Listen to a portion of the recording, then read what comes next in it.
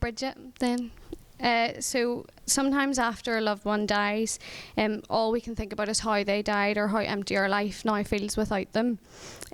What helped you to get to the point where you could claim back the good memories of your mum or find a new place in your heart for her and know that she's still somehow part of your life? Like Lois Tonkin says, what made your life grow around your grief? Well, I'll sort of go backwards with your question, but the one thing I thought about when I heard the question was you don't realise that your life is growing around your grief.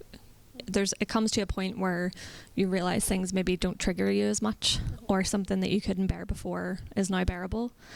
And there's no real cliched moment in your life where you suddenly step out of that old person into a new person. It just happens gradually. But there was a moment for me to be cliched, which was literally on top of a mountain, when I was walking the Camino in Spain. So it's like an 820-kilometre trek across the north of Spain, and I was using it to close certain chapters of my life and try and like move on past a lot of stuff.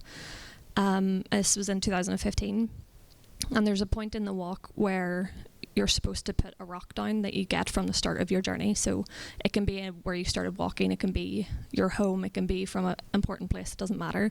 But you're supposed to carry it with you through the walk and then put it on top of the last mountain before you start your descent to Santiago. And a lot of people use it to like quit smoking or quit a bad habit or leave something behind. And I knew that I wanted to leave like a certain amount of my grief behind on the mountain.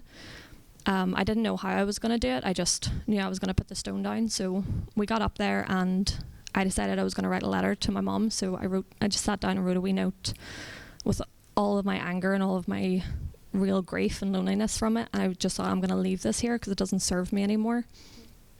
So I went and did that, and I placed my rock, and then I went to walk on, and I turned back and looked, and it's a big pile of rocks. You can see other people's things, boxes of cigarettes, people's notes, people's flowers, all sorts of stuff, and there's a great big cross on top of it.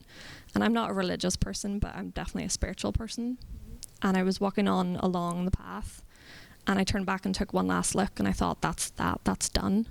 And when I turned back, I could see my mom on top of the rocks, and she was just letting me go.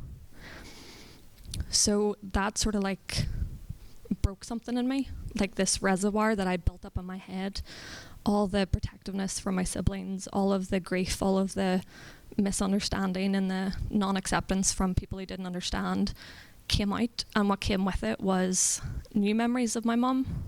So imagining her with us as adults, watching Bake Off together, going on girly holidays, all the things that I would never get to have.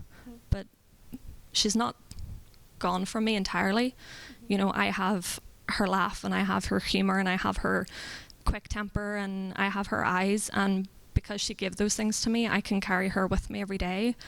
So there's things that happen to me all the time that trigger me and make me so mad that she can't be here. And I went to see Mamma Mia 2 in the cinema last year, and I had to get up out of my seat and leave because I was sobbing so hard at all the imagery and the story.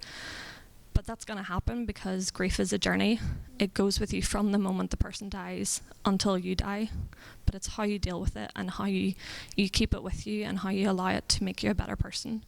And because my mom was a good person, I'm a good person because of her.